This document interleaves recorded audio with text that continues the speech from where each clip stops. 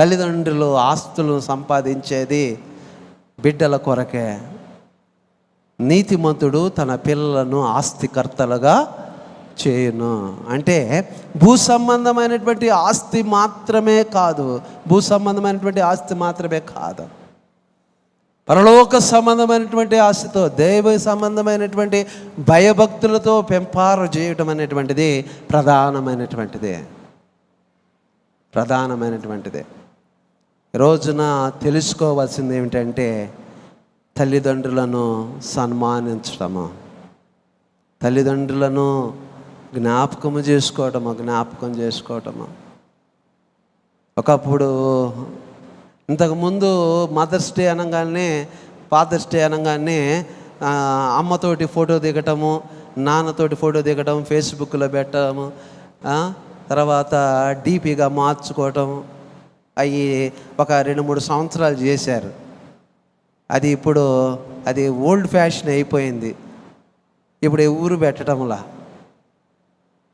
అంటే సెలబ్రేషన్ అంటే ఇతరులు చూడటానికి చేసేటువంటిది కాదు, వారు సంతోషించేటువంటి విధముగా, తల్లిదండ్రులు సంతోషించే విధంగా చేయగలిగినటువంటిదే.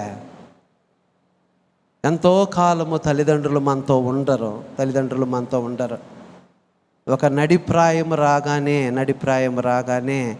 వారు కనుమరుగైపోతారా?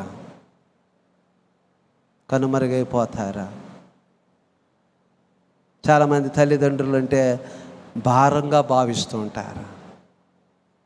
ఒక మంచి చెడు చెప్పేటువంటి వారు, మన గురించి ప్రేమించి ప్రార్థించేటువంటి వారు ఉండాల్సినటువంటి అవసరం ఎంతో ఉంది. ఎందుకనంటే మరి తల్లి ఉందంటే ఆ ప్రేమ ఎవ్వరూ చూపించలేరు. ఆ తల్లి ప్రేమ ఎవరు చూపించలేరు. తండ్రి బాధ్యతను ఎవరు మోయలేరు. తల్లిదండ్రులకు దూరంగా వెళ్ళిన తర్వాత అప్పుడు కనిపిస్తుంది. తల్లిదండ్రులకు దూరంగా వెళ్ళిన తర్వాత తల్లిదండ్రుల యొక్క విలువేమిటో తెలుస్తుంది. మనము చూస్తూ ఉంటాము. కానీ దేవుడు తల్లిని తండ్రిని మనకు అనుగ్రహించి ఉండగా వారిని మనము ఒక బాధ్యతను మనము చూసుకోవాలి. దేవుని యొక్క వాక్యము మనకు తేటగా స్పష్టంగా తెలియజేయబడుతుంది. తల్లిదండ్రుల విషయంలో కృతజ్ఞత లేనటువంటి వారముగా మనం ఉండకూడదు, అలాగే మొండికి తిరిగినటువంటి వారుగా ఉండకూడదని లేఖనము సెలవిస్తుంది. ఎందుకని కాండము 21వ అధ్యాయము 18వ వచనము, ఒకని కుమారుడు మొండివాడై తిరగబడి తండ్రి మాట కానీ తల్లి మాట కానీ వెనకయుండి వారు అతన్ని శిక్షించిన తర్వాతయు అతడు వారికి విధేయుడు కాకపోయిన ఎడల అతని తల్లిదండ్రులు అతన్ని పట్టుకొని ఊరి గవిని యొద్ద కూర్చుండు పెద్దల యొద్దకును అతడు తీసుకొని వచ్చి, మా కుమారుడైన వీడు మొండివాడై తిరగబడి ఉన్నాడు, మా మాట వెనక తిండిబోతును త్రాగుబోతును ఆయనని ఊరి పెద్దలతో చెప్పవలెను. అప్పుడు ఆ ఊరి ప్రజలందరూ రాళ్లతో అతన్ని చావగొట్టవలెను. అట్లు ఆ చెడుతనమును నీ మధ్య నుండి పరిహరించుదువు.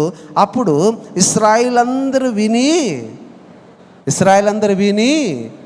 భయపడుదురు.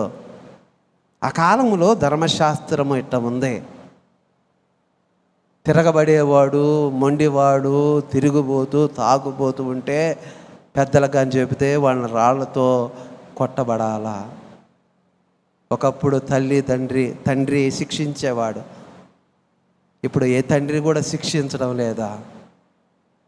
వాడే తెలుసుకుంటాడు.